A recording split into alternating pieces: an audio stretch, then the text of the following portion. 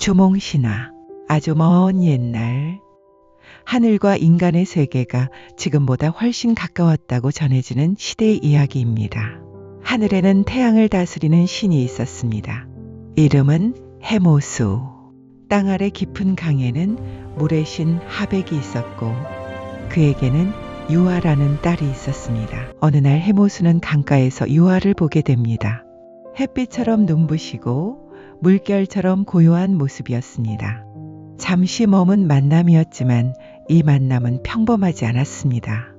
하늘과 물, 두 세계가 닿은 순간이었기 때문입니다.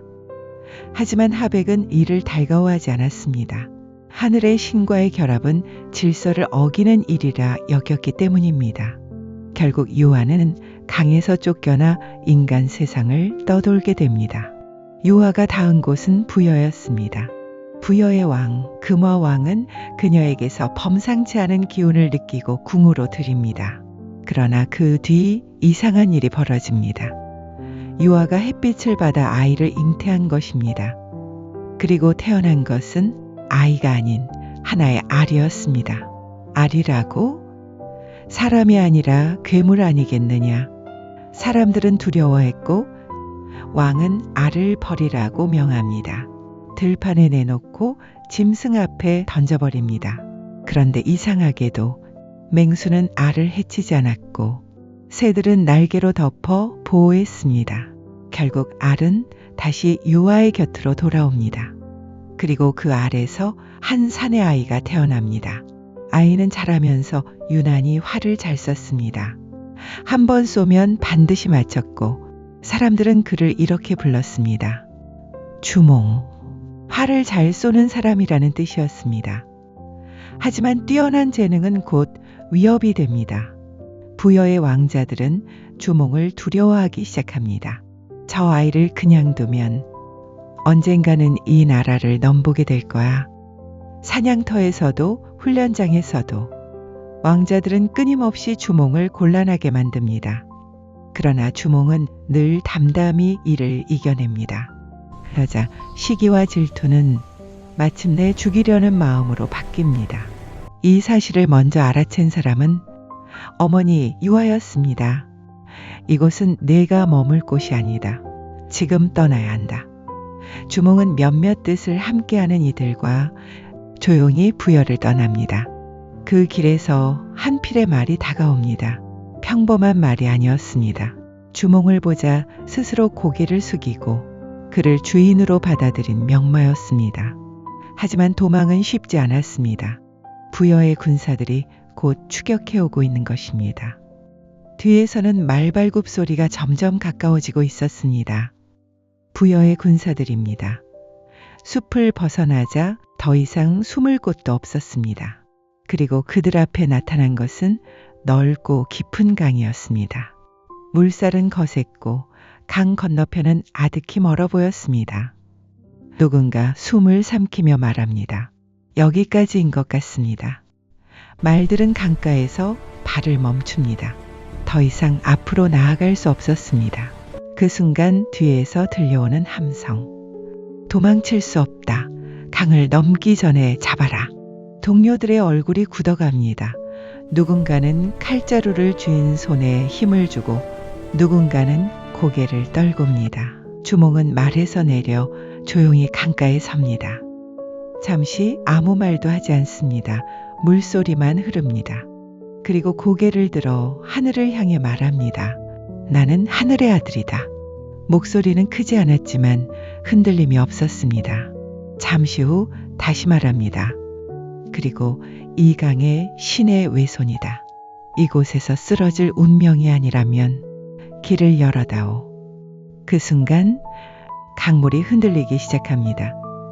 처음엔 작은 파문이었습니다. 그러다 하나둘 물 위로 그림자가 떠오릅니다. 물고기입니다. 자라입니다. 그 수가 점점 늘어나더니 서로 몸을 맞대고 강 위에 하나의 다리처럼 길을 만들고 있는 것입니다. 동료가 숨죽여 말합니다. 다리입니다. 말들도 주저하지 않았습니다. 마치 이미 알고 있었다는 듯 그 길 위로 발을 내딛습니다. 주몽이 맨 앞에서 강을 건넙니다. 뒤이어 사람들이, 말들이 하나씩 하나씩 길을 건너기 시작했습니다. 그리고 그 순간 강가에 도착한 부여의 군사들 눈앞에서 그 광경을 마주합니다. 저게 뭐냐? 그러나 이미 늦었습니다. 주몽의 마지막 말발굽이 강 건너편 땅을 밟는 순간 물 위의 길은 조용히 흩어지고 있습니다. 물고기들은 다시 강으로 잠기고 자라들은 흔적 없이 사라집니다. 눈앞에 남은 것은 깊고 넓은 강물뿐. 강 건너편에서 주몽은 잠시 뒤돌아보았습니다. 그리고 낮게 말합니다. 이 강을 건넌 순간부터 나는 더 이상 쫓기는 자가 아니다. 이 순간 한 사람의 도망은 끝났고 한 나라의 시작이 열렸습니다. 강을 건넌 주몽은 마침내 졸본이라 불리는 땅에 이릅니다. 산이 감싸고 물이 흐르는 땅, 나라를 세우기에 충분한 자리였습니다. 사람들이 모여들기 시작합니다. 주몽의 활솜씨 때문만은 아니었습니다. 그가 가진 기계와 말 한마디, 그리고 함께 살아갈 나라를 이야기했기 때문입니다. 그리고 마침내 한 나라가 세워집니다. 나라의 이름은 고구려. 주몽은 왕이 되고 사람들은 그를 동명성왕이라 불렀습니다. 버려졌던 알에서 태어나 시기와 죽음의 위협을 넘고 강을 건너 나라를 세운 사람. 주몽의 이야기는 한 영웅의 성공담이 아니라 고난을 지나야만 나라가 시작된다는 이야기입니다. 오늘날 이 신화의 흔적은 압록강 일대와 중국 환인 지역에 남아 있습니다. 고구려의 초기 왕도였던 졸본으로 여겨지는 오녀산성과 초기 고구려 유적들이 지금도 그곳에 남아 있습니다. 산과 강이 만나는 그곳에서 고구려는 그렇게 시작되었습니다.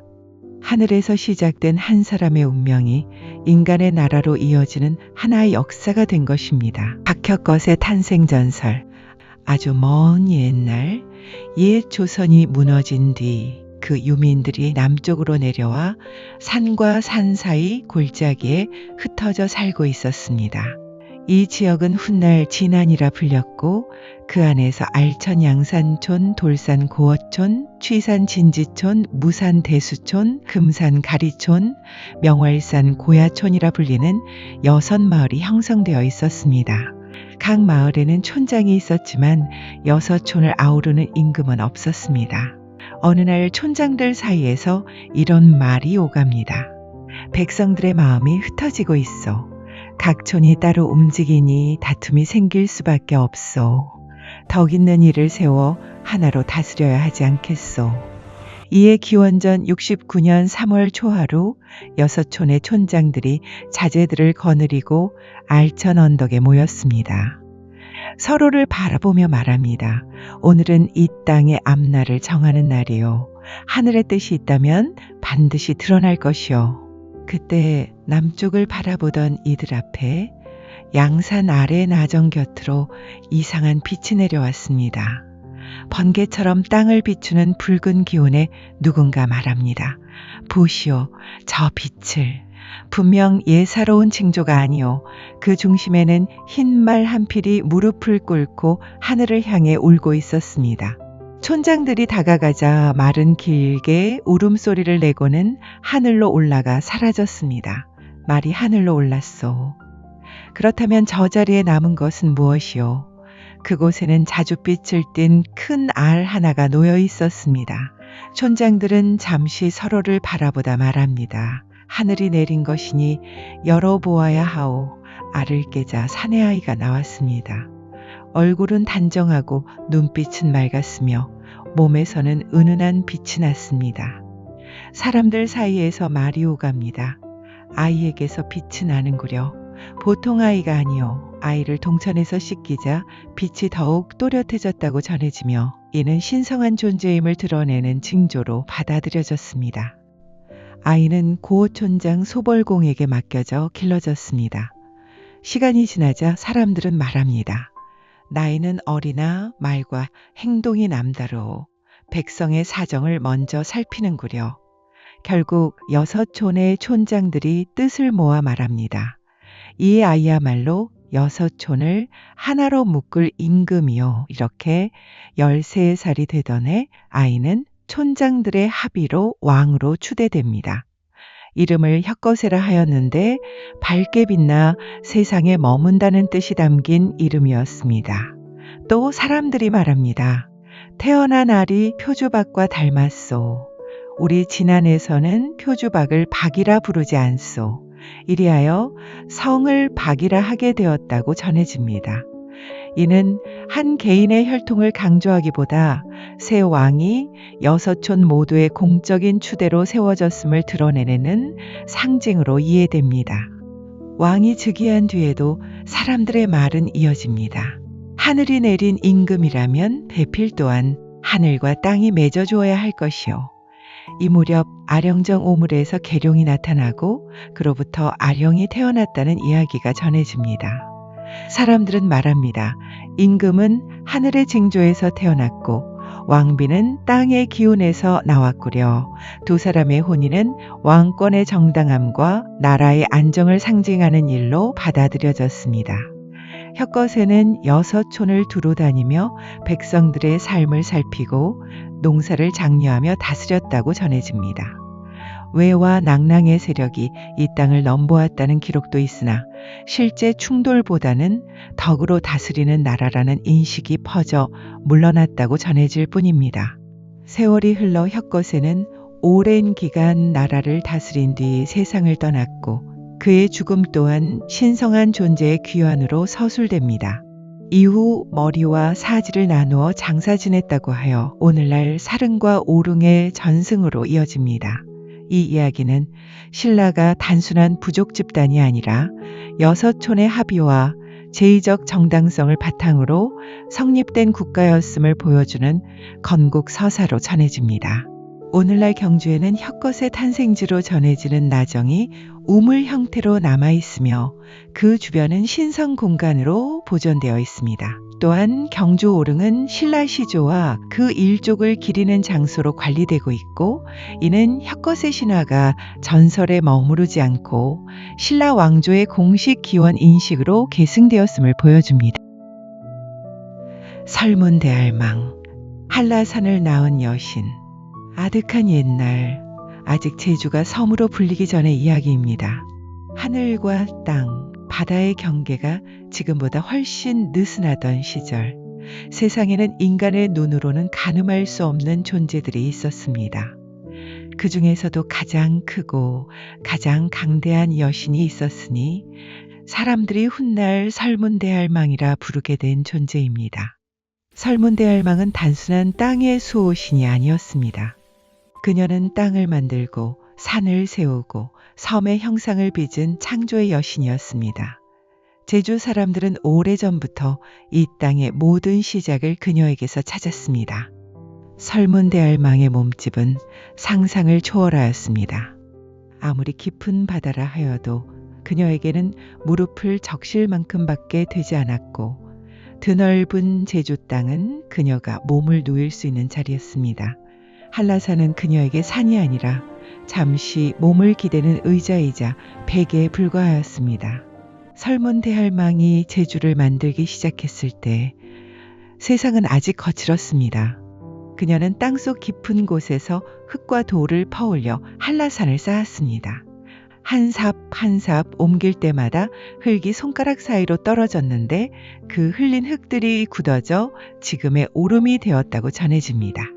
여신의 발걸음 하나, 몸짓 하나가 곧 지형이 되었습니다. 설문대할망이 잠시 앉았다 일어나면 평야가 생겼고 몸을 돌리면 골짜기가 패였습니다.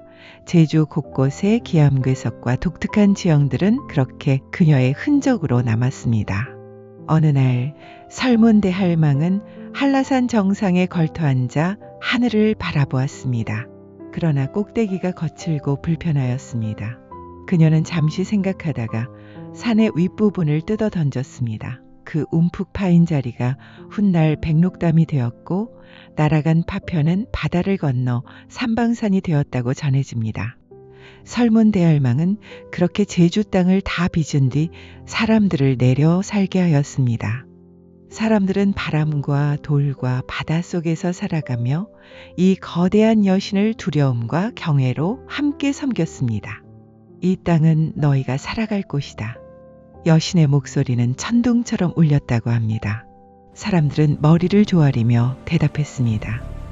이 땅을 지켜주신 은혜를 잊지 않겠습니다. 그러나 설문대할망의 일은 아직 끝나지 않았습니다. 그녀는 제주를 육지와 있는 다리를 만들고자 하였습니다. 바다를 건너지 않아도 사람들이 오가고 더 넓은 세상과 이어지게 하려 했던 것입니다. 하지만 여신은 조건을 하나 내걸었습니다. 자신이 입을 속옷을 만들 명주를 모아달라는 것이었습니다. 그 수는 명주 100동이었습니다. 사람들은 놀랐지만 곧 힘을 모았습니다. 집집마다 배를 짜고 명주를 모아 올렸습니다. 낮에는 배틀 소리가 끊이지 않았고 밤에도 불빛이 사라지지 않았습니다. 조금만 더 모으면 됩니다. 여신의 뜻을 저버릴 수는 없습니다. 그러나 마지막에 이르러 단 한 동이 부족했습니다. 아무리 찾아도 아무리 보태도 채워지지 않았습니다. 설문대할망은 모아진 명주를 바라보았습니다. 그리고 조용히 고개를 저었습니다. 약속은 지켜지지 않았다. 그녀는 다리를 놓지 않았고 제주도는 그렇게 섬으로 남게 되었습니다. 그 이후로도 사람들은 바다를 건너야만 육지로 갈 수 있게 되었다고 합니다. 설문대할망은 단지 창조의 여신이 아니라 제주 신앙의 중심이었습니다. 오랜 세월 동안 제주 사람들은 한라산을 바라보며 그녀를 떠올렸고 풍랑을 만날 때마다 여신의 이름을 불렀습니다. 조선 후기 뱃사람들은 먼 바다에서 한라산이 보이면 안도의 숨을 내쉬며 기도했다고 전해집니다. 설문대할망이시여 이 배를 살려주소서. 제주는 작은 섬이지만 수많은 신들이 존재하는 땅이 되었습니다.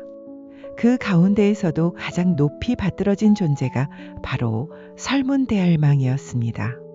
창조신이면서도 끝까지 물러나지 않은 제주 신화의 절대적 존재였습니다. 후대로 내려오며 설문대할망의 모습은 점차 변형되었습니다.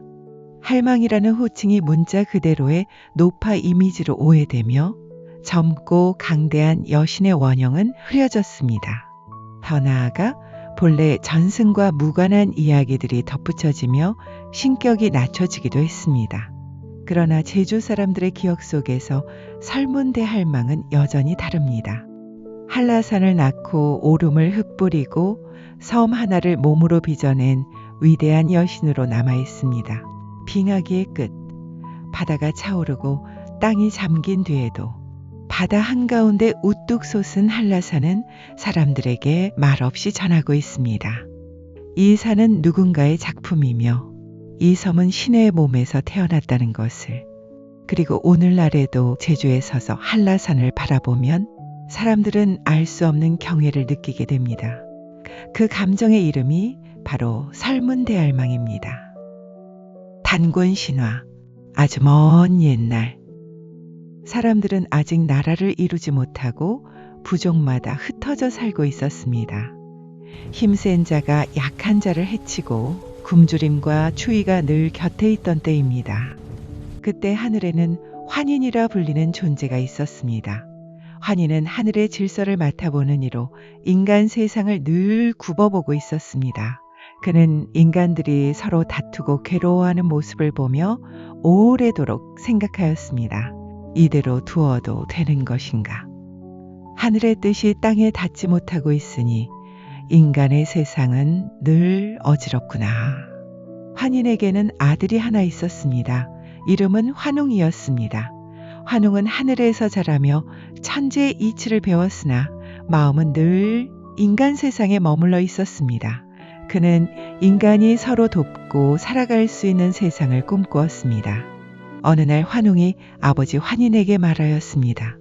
아버지, 제가 인간 세상으로 내려가고자 합니다. 땅 위에 법을 세우고 사람들이 살아갈 길을 알려주고 싶습니다. 환인은 잠시 말이 없었습니다. 하늘의 뜻은 무거웠기 때문입니다. 그러나 아들의 눈빛에서 흔들리지 않는 결심을 본 환희는 마침내 고개를 끄덕였습니다. 좋다. 다만 힘으로 다스리지 말고 이치로 다스려라. 너는 하늘의 아들이나 인간과 함께 살아야 한다. 환희는 환웅에게 하늘의 뜻이 땅으로 이전되었음을 보여주는 하늘과 땅과 사람을 상징하는 천부인 을 내주고 바람을 맡은 자와 비를 맡은 자, 구름을 맡은 자를 붙여주었습니다. 그리고 수천의 무리를 이끌고 내려가게 하였습니다. 그들이 내려온 곳은 태백산, 오늘날 백두산이라 불리는 신성한 산이었습니다. 산 정상에는 늘 안개가 감돌았고 산 아래에는 제사와 기도가 이루어지는 성스러운 장소, 커다란 신단수가 서 있었습니다. 환웅은 그 나무 아래에 자리를 잡고 그곳을 신시라 불렀습니다. 환웅은 인간들을 모아놓고 말하였습니다. 이제부터 이곳은 하늘의 뜻이 머무는 자리입니다. 서로를 해치지 말고 함께 살아가는 법을 배우십시오. 그는 사람들에게 곡식을 심는 법을 가르쳤습니다. 불을 다루는 법을 알려주었습니다. 병을 고치는 법과 옳고 그름을 가리는 법도 전하였습니다. 사람들은 처음에는 두려워하였으나 점차 환웅의 말을 따르게 되었습니다. 신시는 점점 질서를 갖추었고 인간들의 삶은 이전보다 나아지기 시작하였습니다. 이 소문은 산과 숲을 넘어 짐승들의 세계에도 퍼졌습니다. 그중 곰과 호랑이가 있었습니다. 두 짐승은 인간의 삶을 부러워하며 서로 말하였습니다. 호랑이가 말하였습니다. 인간이 되면 굶주림도 덜하고 추위도 덜할 것이다. 곰이 고개를 끄덕이며 말하였습니다. 나도 인간이 되고 싶다. 저 하늘의 아들에게 가보자. 두 짐승은 신단수 아래에 나타나 환웅에게 엎드려 빌었습니다. 환웅이시여, 저희를 인간으로 만들어 주십시오. 환웅은 그들을 내려다보며 말하였습니다. 인간이 되는 길은 쉽지 않습니다. 이 쑥 한 줌과 마늘 20개를 먹고 100일 동안 햇빛을 보지 말고 견딜 수 있겠습니까? 호랑이는 자신만만하게 말하였습니다. 이 정도쯤이야. 곰은 말없이 고개를 끄덕였습니다. 그러나 며칠이 지나자 호랑이는 동굴 안의 어둠과 배고픔을 견디지 못하였습니다. 이런 고통을 어떻게 참으란 말인가? 호랑이는 동굴을 뛰쳐나가고 말았습니다. 곰은 달랐습니다. 곰은 말없이 쑥과 마늘을 먹으며 하루하루를 견뎠습니다. 어둠 속에서 스스로를 다스리며 시간을 보냈습니다. 마침내 기한을 다 채우기 전 곰은 여인의 모습으로 변하였습니다. 사람들은 그녀를 웅녀라 불렀습니다. 웅녀는 인간이 되었으나 외로웠습니다. 그녀는 신단수 아래에 앉아 매일같이 기도하였습니다. 아이를 갖게 해주십시오. 이 땅에서 살아갈 인연을 허락해 주십시오. 그 간절한 기도에 환웅의 마음이 움직였습니다. 환웅은 웅녀와 혼인하였고 마침내 아이가 태어났습니다. 그 아이가 바로 단군 왕검이었습니다. 단군은 자라며 하늘의 이치와 인간의 삶을 함께 배웠습니다. 그는 스스로에게 묻곤 하였습니다. 나는 하늘의 아들인가 인간의 왕인가? 세월이 흐르자 단군은 결심하였습니다. 그는 사람들을 모아 말하였습니다. 이제 하나의 나라를 세울 때가 되었습니다. 서로를 해치지 않고 함께 살아갈 나라입니다. 단군은 조선이라는 나라를 세웠습니다. 우리는 그것을 옛 조선 또는 고조선이라 부릅니다. 그가 내세운 뜻은 단 하나였습니다. 널리 인간을 이롭게 하라. 홍익인간입니다. 단군은 오랜 세월 나라를 다스리며 백성을 돌보았습니다. 그러나 때가 이르자 그는 왕의 자리를 내려놓았습니다. 어떤 이는 그가 산으로 들어가 산신이 되었다고 하고 어떤 이는 다시 하늘로 돌아갔다고 전합니다. 다만 사람들은 지금도 이렇게 말합니다. 단군은 사라지지 않았다. 이 땅의 질서와 기억 속에 살아있다. 그래서 백두산은 오늘날까지도 하늘과 인간이 처음 만난 산으로 전해지고 있습니다. 탐나신화 아득한 태초 한라산은 하늘을 떠받치듯 서 있었고 바다는 늘 섬을 감싸며 숨을 쉬고 있었습니다. 인간의 발자국도 나라의 흔적도 없던 시절. 그러나 결코 빈 땅은 아니었습니다. 어느 날 침묵하던 땅이 갈라지며 한라산 북쪽 기슭에서 3개의 구멍이 열렸고 그곳에서 새 존재가 솟아났습니다. 이들은 신도 아니고 평범한 인간도 아닌 신인이라는 존재였습니다. 새 신인은 사냥을 하며 살아갔고 가죽으로 옷을 지어 입었으며 불을 피우고 바람의 방향을 읽으며 자연과 함께 살아갔습니다. 이들이 바로 탐나의 시조, 양을라, 고을라, 부을라였습니다. 이곳은 아직 아무의 땅도 아니로다. 그러나 우리가 나온 이상 빈 땅은 아니게 되겠죠. 하늘이 우리를 이곳으로 부른 이유가 있을 것입니다. 그러던 어느 날 동쪽 바닷가에서 낯선 물건이 발견됩니다. 파도에 떠밀려온 커다란 나무 상자였습니다. 저것을 보십시오. 바다가 무엇을 내보낸 듯합니다. 사람의 손으로 만든 물건이로군요. 열어보아야 하겠습니다. 상자를 여는 순간 그 안에는 돌로 만든 함이 있었고 그 곁에는 붉은 띠를 두르고 자줏빛 옷을 입은 전령이 서 있었습니다.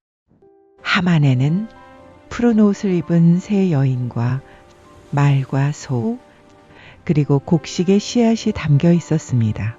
전령은 말합니다. 우리 임금이 말하기를 이 땅에 내려온 새 신인이 장차 나라를 열 것이나 아직 배필이 없다고 하였습니다. 또한 이 새 여인을 아내로 삼아 태업을 이루라 하였습니다. 우리를 알고 보낸 것입니까? 하늘의 뜻이 바다를 건너왔군요. 그렇다면 거스를 이유가 없겠습니다. 말을 마친 전령은 구름을 타고 사라졌습니다. 새 신인은 나이 순서에 따라 여인들을 아내로 맞이합니다. 그리고 샘이 맑고 땅이 기름진 곳을 찾아 활을 쏘아 거처를 정하였습니다. 이 화살이 떨어진 곳이 나의 땅이 될 것입니다. 그러면 나는 그 옆에 땅을 맡겠습니다. 셋이 서로 다투지 않은 것이 하늘의 뜻일 것입니다. 이렇게 하여 양을라의 땅은 제1도, 고을라의 땅은 제2도, 부을라의 땅은 제3도가 됩니다. 이 구분은 단순한 거처가 아니라 탐나 사회 질서의 시작이었습니다. 이들은 처음으로 곡식을 심고 말과 소를 기르며 농경의 삶을 시작합니다.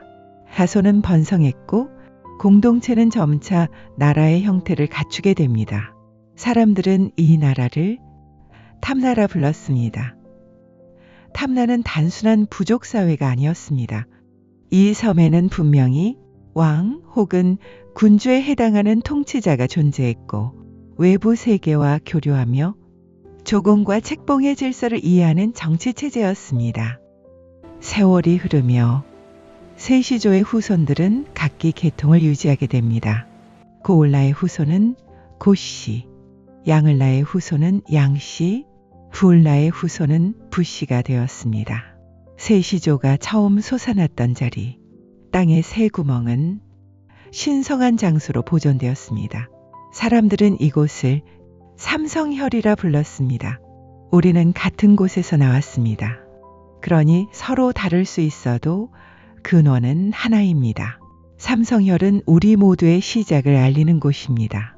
이 인식은 수백 년 동안 이어졌습니다. 탐나는 신라와 관계를 맺을 때에도 그리고 고려의 질서 안으로 들어갈 때에도 완전히 무너지지 않았습니다. 특히 중요한 사실은 탐나는 고려에 의해 멸망당한 나라가 아니라 기존 질서를 유지한 채 편입된 나라였다는 점입니다. 고려는 탐나의 지배층을 없애지 않았고 이 섬의 기존 통치 질서를 인정했습니다.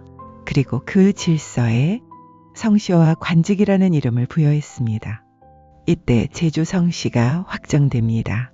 그러나 이 성씨들은 육지에서 내려온 혈통이 아닙니다. 이미 이 섬에서 다스리고 판단하고 질서를 만들던 존재들이 새로운 국가체제 속에서 이름이 지속된 것이었습니다. 그래서 고양부시는 사라지지 않았습니다. 탐나가 고려에 편입될 때에도 조선의 행정체계로 흡수될 때에도 이들은 이 섬에 남았습니다. 왜냐하면 이들은 외래 지배층이 아니라 이 땅에서 태어났다는 정통성을 가진 존재들이었기 때문입니다. 오늘날 제주시 삼성로에 남아있는 삼성열은 단순한 유적이 아닙니다. 그것은 제주가 한 번도 빈 땅이 아니었음을 말해주는 증거이며 이 섬의 성씨가 어디에서 시작되었는지를 알려주는 상징입니다. 땅에서 솟아난 새 시조의 이야기는 지금도 제주라는 이름 속에 그리고 이 섬의 사람들 속에 조용히 살아 있습니다. 온조 신화, 백제의 탄생. 아득한 옛날 북방의 하늘 아래에서 하나의 운명이 조용히 태동하고 있었습니다. 훗날 백제라 불릴 나라의 씨앗은 이미 고구려의 궁정 안에서부터 자라고 있었습니다. 고구려의 시조 동명성왕에게는 여러 아들이 있었고 그중 둘째가 바로 온조였습니다. 온조의 어머니는 소선호였습니다. 소선호는 단지 왕비가 아니라 고구려라는 나라를 세우는 데 있어 재물과 사람, 지혜를 준 여인이었습니다. 그녀의 두 아들 비류와 온조는 어린 시절부터 서로 다른 성정을 지니고 자랐습니다. 비류는 기세가 강하고 결단이 빠른 성품이었고 온조는 신중하고 백성의 마음을 헤아리는 인물이었습니다. 그러던 어느 날 고구려 궁정에 큰 변화가 일어났습니다. 동명성왕이 과거에 어쩔 수 없이 헤어졌던 첫 번째 아내인 예씨 부인과 그 아들 유리가 나타난 것입니다. 동명성왕은 크게 기뻐하였고 마침내 유리를 태자로 삼았습니다. 그날 이후 궁정의 공기는 눈에 띄게 달라졌습니다. 보이지 않는 긴장과 경계가 소선호의 집안을 감싸기 시작했습니다. 어느 날 밤 소선호는 두 아들을 불러 조용히 말하였습니다. 이곳은 더 이상 너희의 뿌리를 내릴 땅이 아니다. 비류가 먼저 입을 열었습니다. 어머니, 우리가 떠나야 합니까?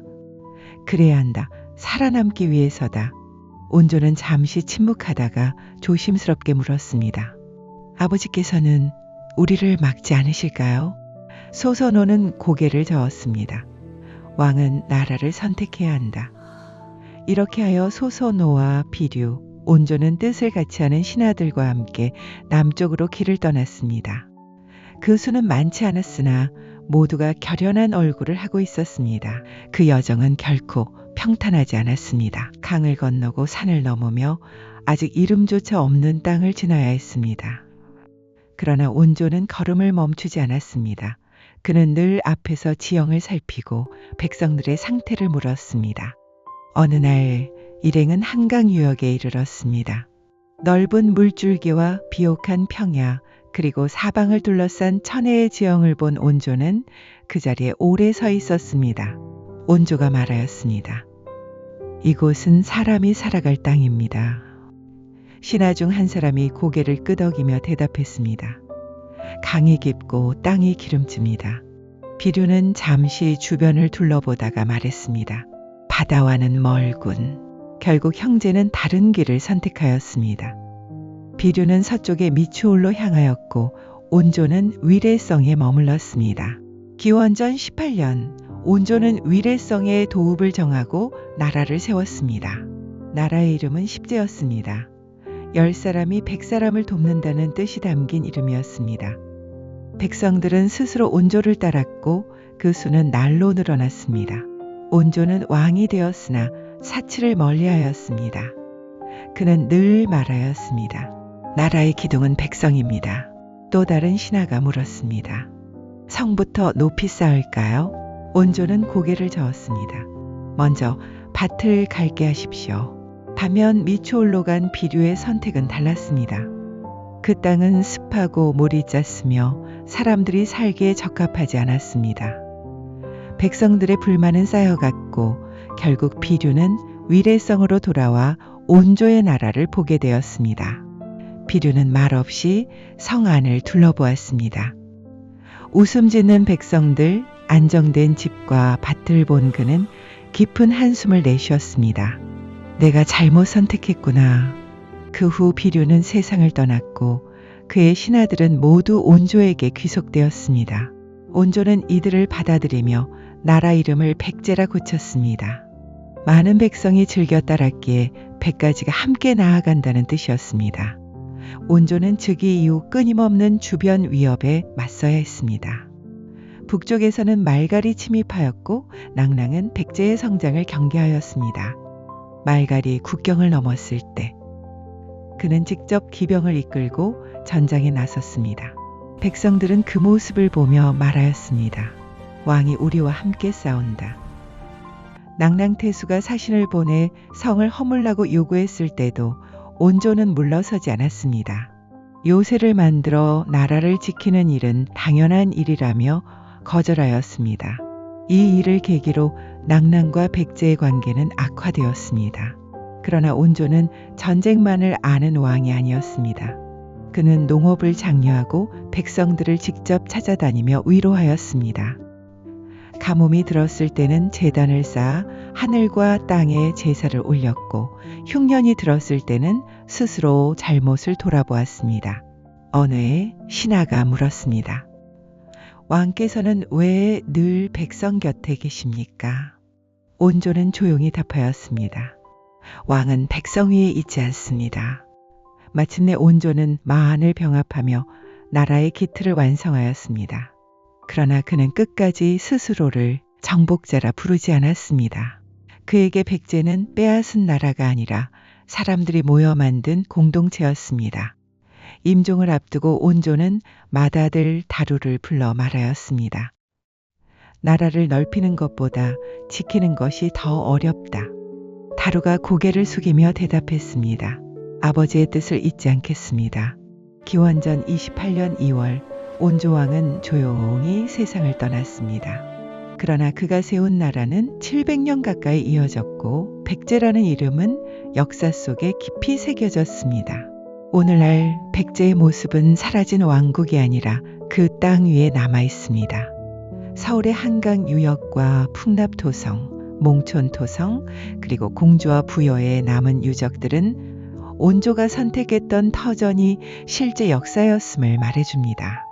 무너진 성벽과 토기 조각, 그리고 이름으로 남은 지명들은 지금도 조용히 백제의 시간을 증언하고 있습니다. 고려 국조신화. 아득한 옛날, 하늘의 뜻과 땅의 기운이 사람의 삶을 이끌던 시대, 새로운 왕조의 씨앗은 이미 오래전부터 준비되고 있었습니다. 그 시작은 백두대간 깊은 곳에서 내려온 한 사내로부터 비롯됩니다. 사람들은 그를 호경이라 불렀습니다. 그는 스스로를 신라의 성골장군이라 칭하였고 백두산에서 내려와 부소산 왼편에 터를 잡고 살았습니다. 그의 모습에는 범상치 않은 기운이 감돌았고 말 한마디 행동 하나에도 묵직한 위엄이 실려 있었습니다. 어느 날 호경은 마을 사람 9명과 함께 평라산으로 사냥을 나섰습니다. 깊은 산중에서 짐승의 흔적을 쫓던 그들은 바위로 된 굴 안에서 밤을 새우는데 그 안에서 거대한 범과 마주쳤습니다. 범은 굴 입구를 막아 퇴로를 끊었습니다. 이곳에서 살아나갈 수 있는 자는 하늘의 뜻을 받은 자일 것이다. 누군가 그렇게 말하자 사람들은 제비를 뽑기로 합니다. 각자의 관을 호랑이에게 던져 호랑이가 모는 관의 주인을 호랑이에게 나서기로 하였습니다.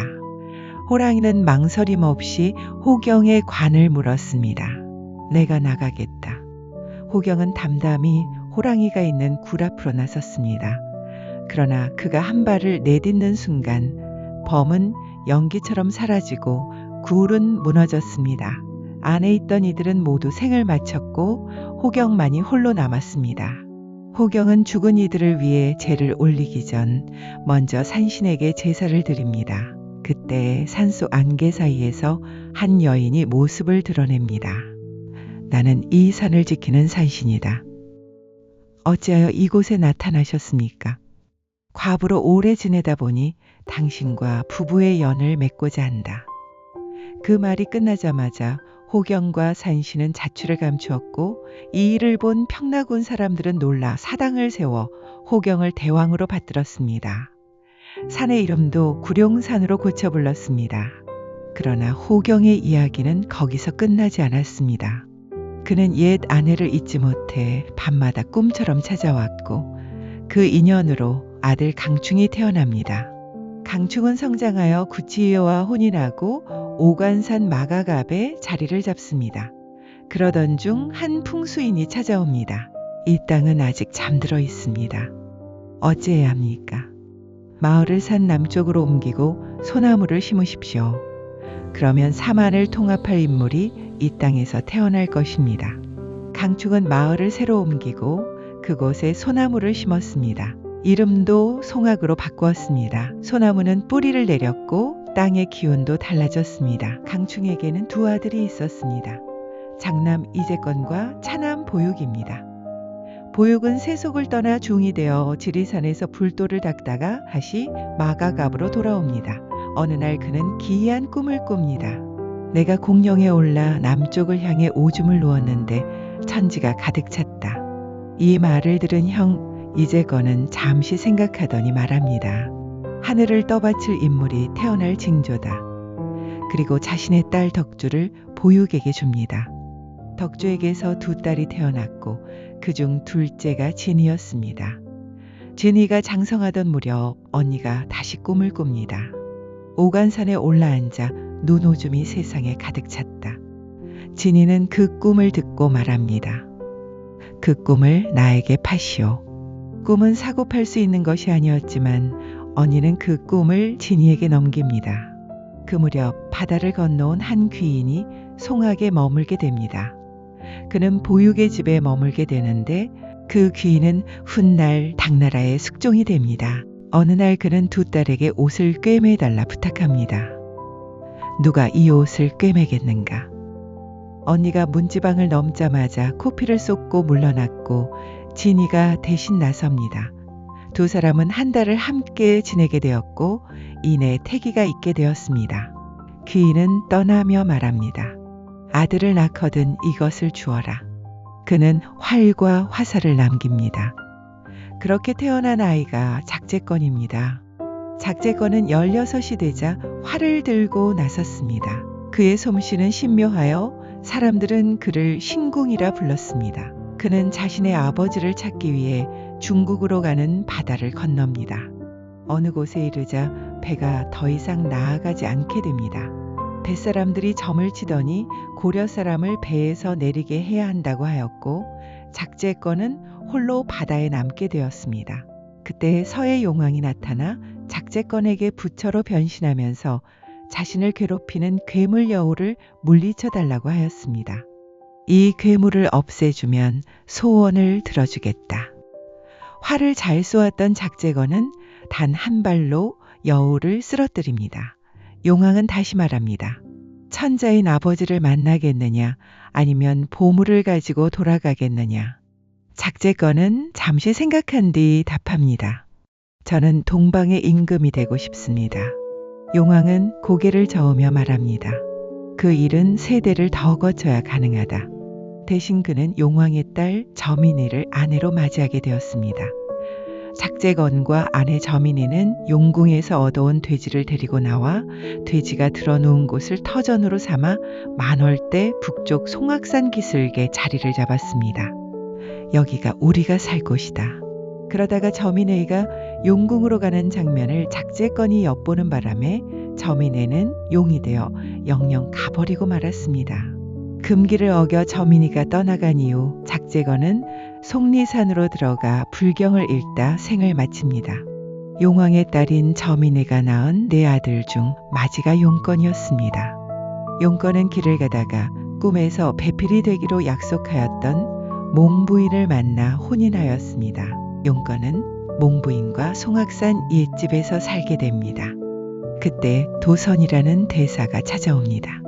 이 집은 오래 머물 곳이 아닙니다. 어디로 가야 합니까?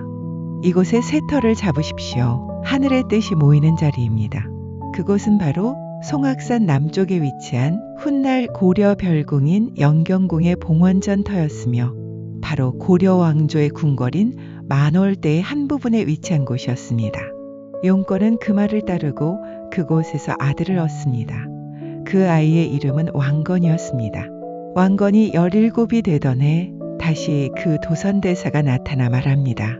이 아이는 하늘의 명을 받았다. 그는 왕건에게 병법과 천문, 사람을 다스리는 법을 가르칩니다. 왕건은 빠르게 성장했고 시대는 그를 필요로 했습니다. 마침내 혼란의 시대가 끝나고 새 나라가 세워집니다. 그 나라의 이름은 고려였습니다. 이렇게 고려의 건국은 하루아침에 이루어진 일이 아니었습니다. 수백 년에 걸쳐 이어진 혈통, 땅의 기운, 사람들의 선택이 모여 마침내 하나의 왕조를 완성한 것입니다.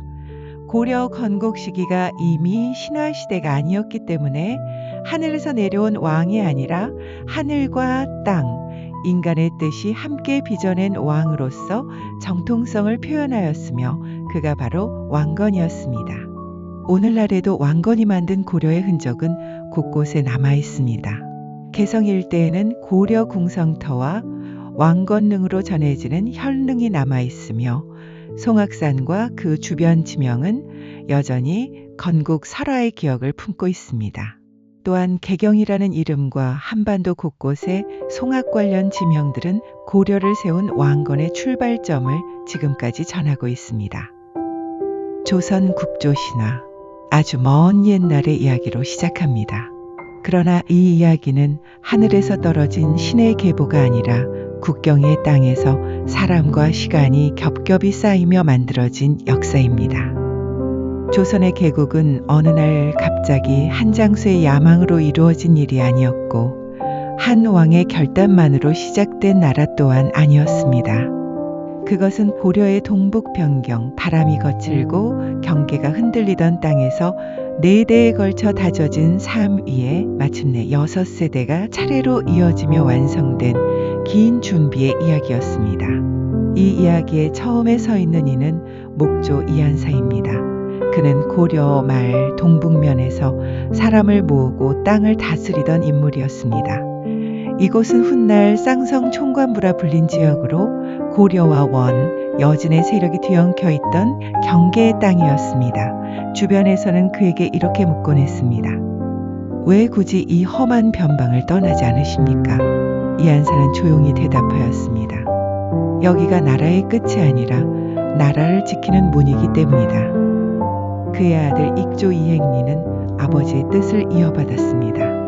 그는 무력만으로는 국경을 지킬 수 없다는 사실을 잘 알고 있었습니다. 어느 날 부하가 말합니다. 적을 몰아내기만 하면 되지 않겠습니까? 익조는 고개를 저으며 답합니다. 사람을 지키지 못하면 땅도 오래 지킬 수 없다. 이 말과 함께 이씨 가문은 싸우는 집안에서 다스리는 집안으로 서서히 바뀌어 갑니다. 도조 이춘의 시대에 이르러 가문은 고려의 공식 질서 안으로 더욱 깊이 들어옵니다. 국경을 맡은 장수로서 그는 늘 같은 말을 되뇌었습니다. 이곳이 흔들리면 나라의 심장도 흔들린다. 병사들 또한 그를 보며 수군댔습니다. 이 집안은 오래도록 국경을 떠나지 않을 것 같다. 태조의 아버지 환조 이자추는 결정적인 선택 앞에 서게 됩니다. 원의 세력이 물러가고 쌍성 총관부를 되찾을 기회가 왔을 때 주변에서는 망설임이 섞인 목소리가 나옵니다. 이 길을 택하면 큰 화를 입을 수도 있습니다. 이자추는 단호히 말합니다. 이 땅은 본래 고려의 땅이다. 돌아가야 할 곳으로 돌아갈 뿐이다. 그의 선택은 고려에 대한 충성이었고 동시에 가문이 걸어온 길의 귀결이었습니다. 그 아들 이성계는 이러한 환경 속에서 자랐습니다. 활을 잡은 손보다 먼저 국경의 현실을 배웠고 싸움보다 사람의 마음을 읽는 법을 익혔습니다. 전장에 나설 때마다 병사들은 그에게 묻곤 했습니다. 장군, 이번 싸움도 이길 수 있겠습니까? 이성계는 늘 같은 대답을 하였습니다. 이길 수 있는 싸움만 하겠다. 고려 말 나라가 기울어가던 시기 명나라를 칠하는 명이 내려옵니다. 군은 압록강하고 위화도에 이르렀고 그 밤 이성계는 강을 바라보며 깊은 생각에 잠깁니다. 부하 하나가 조심스레 말을 꺼냅니다. 지금 물러서면 반역이 됩니다. 이성계는 한참 침묵하다가 입을 엽니다. 지금 건너가면 백성이 죽는다. 또 다른 장수가 묻습니다. 그렇다면 장군의 뜻은 무엇입니까? 이성계는 분명히 말합니다. 군을 돌린다. 위화도 회군이었습니다. 이 선택으로 그는 반역자가 되었고 동시에 시대의 중심에 서게 됩니다. 마침내 왕위에 오른 그는 조선을 세웁니다. 그러나 왕조는 세워졌다고 완성되는 것이 아니었습니다. 그 뒤를 이은 태종 이방원은 냉혹한 현실을 잘 알고 있었습니다.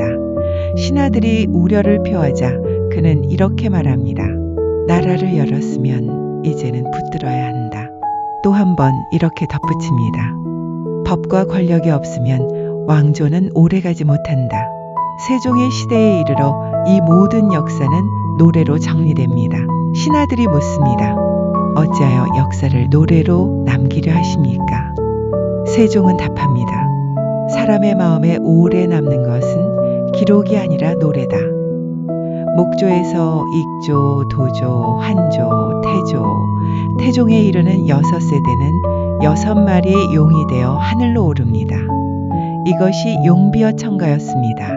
땅에서 시작된 삶이 하늘의 이야기로 다시 태어난 순간이었습니다. 위화도에서 돌려 세운 군대의 발걸음은 한양으로 이어졌고 그 결과 궁궐이 세워지고 도성이 쌓였습니다. 오늘날 한양에 남아있는 경복궁의 축선과 종묘, 사직의 제단을 바라보며 사람들은 말합니다. 조선은 역사 속으로 사라졌지만 그 나라를 세우게 한 선택은 돌과 땅 위에 남아있다. 위화도에서 내려진 한 번의 결단은 궁궐의 기단과 제사의 터가 되어 지금도 조선 개국의 시간을 묵묵히 증언하고 있습니다.